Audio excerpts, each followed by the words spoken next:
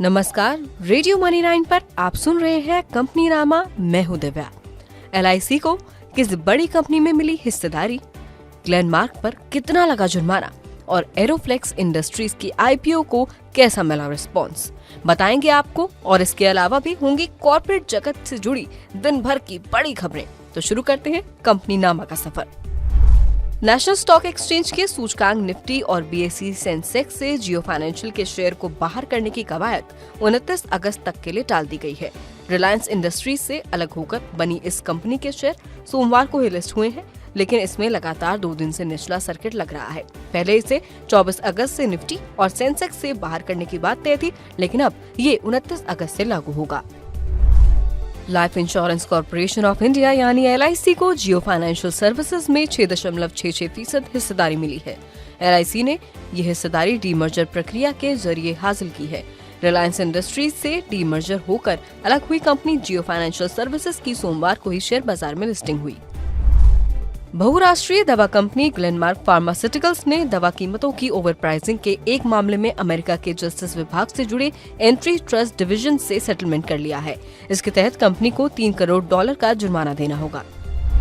गुजरात की cement company सांगी industries के लिए अडानी समूह की कंपनी अंबुजा सीमेंट्स लिमिटेड 29 सितंबर को ओपन ऑफर लेकर आएगी। इसके जरिए अंबुजा सीमेंट सांगी के निवेशकों से 26% हिस्सेदारी खरीदेगी।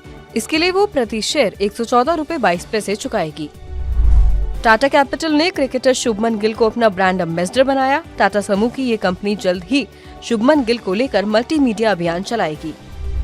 वोडाफोन आइडिया सितंबर 2023 तक 2,400 करोड़ रुपए का बकाया चुका सकती है। एक रिपोर्ट में ये दावा किया गया है। रिपोर्ट के अनुसार कर्ज में डूबी ये कंपनी जुलाई तक लाइसेंस फीस के 770 करोड़ रुपए और स्पेक्ट्रम फीस के 1680 करोड़ रुपए की पहली किश्त चुका सकती है। Real estate platform no broker ने वित्त वर्ष 2024 में अपना रेवेन्यू बढ़ाकर 1,000 करोड़ रुपए करने का लक्ष्य रखा है। कंपनी के एक वरिष्ठ अधिकारी ने कहा कि साल 2020 से ही कंपनी के रेवेन्यू में तेज ग्रोथ हो रही है।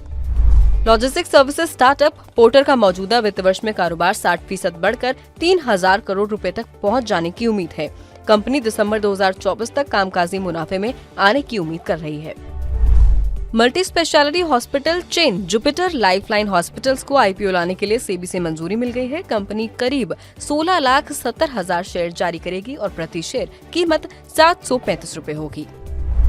एरोफ्लेक्स इंडस्ट्रीज का IPO पहले दिन 6.71 गुना सब्सक्राइब हुआ है। कंपनी का IPO निवेश के लिए 22 अगस्त से 24 अगस्त के लिए खुला है। कंपनी इस IPO से 351 करोड़ रुपए जुटाना चाहती है।